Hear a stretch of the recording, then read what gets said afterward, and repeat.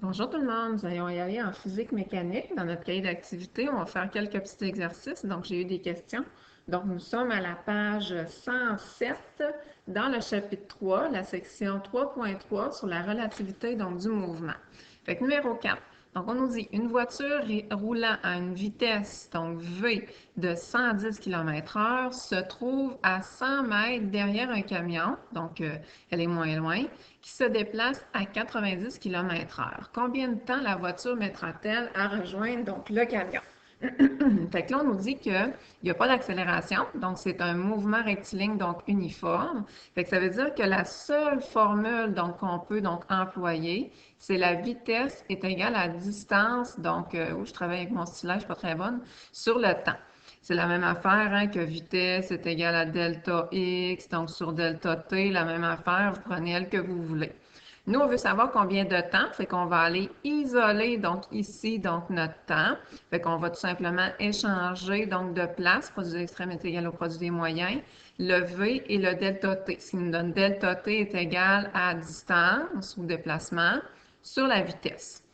Bon, fait que là, dans le fond, nous autres, la distance, on le sait, qu'ils ont une différence de distance de 100 mètres, mais avant, il faut trouver donc la vitesse de la voiture par rapport donc au camion.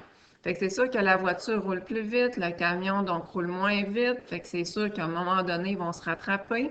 Fait que la différence donc de vitesse donc entre les deux, c'est qu'on va tout simplement faire 90 moins 110, donc ce qui nous donne donc 20 km/h.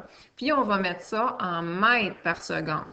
Dans le fond, là, on a tout simplement pris notre 110, on l'a mis en mètres par seconde. Notre 90, on l'a mis en mètres par seconde. Là, vous allez dire, bien, comment on va faire pour passer de km/h à mètres par seconde? On fait toujours fois 1000 divisé par 3600. Ça, là, c'est vraiment pour passer de kilomètre-heure à mètre par seconde. Donc, ça, il faut comme le savoir.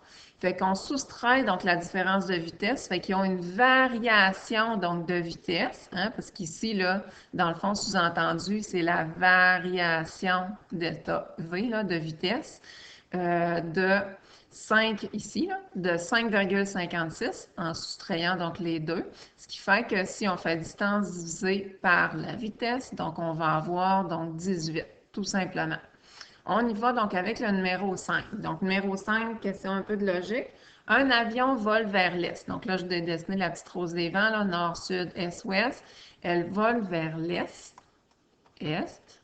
Ça, c'est la direction, à 200 km/h. Donc, je suis allée avec ma petite flèche, donc vers l'est, avec une petite flèche comme ça, à 200 km/h. Un vent de 50 km/h souffle du sud au nord. Du sud au nord, là, ça veut dire qu'il s'en va vers le nord. C'est pour ça que j'ai fait une petite flèche comme ça ici, donc vers le haut. Fait que l'avion voudrait avancer, avancer, avancer, avancer par là, mais j'ai un vent qui la pousse, pousse, pousse, donc vers le haut.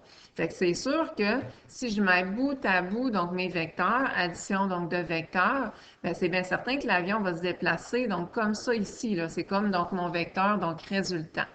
Fait que si je veux vraiment savoir quelles sont la grandeur, là, c'est la norme et l'orientation, donc c'est l'angle du vecteur vitesse avion. Donc, on cherche là, dans le fond, le vecteur vitesse, donc résultant. Donc, c'est vraiment ça qu'on cherche ici, donc notre hypoténuse.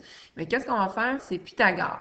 Fait qu'on va faire le premier côté, donc à la 2, plus le deuxième côté à la 2, on fait la racine de tout ça, et on trouve que la norme du vecteur, l'hypoténuse, donc dans le fond du triangle rectangle, oh boy, que je suis pas trop bonne, c'est 206 km/h.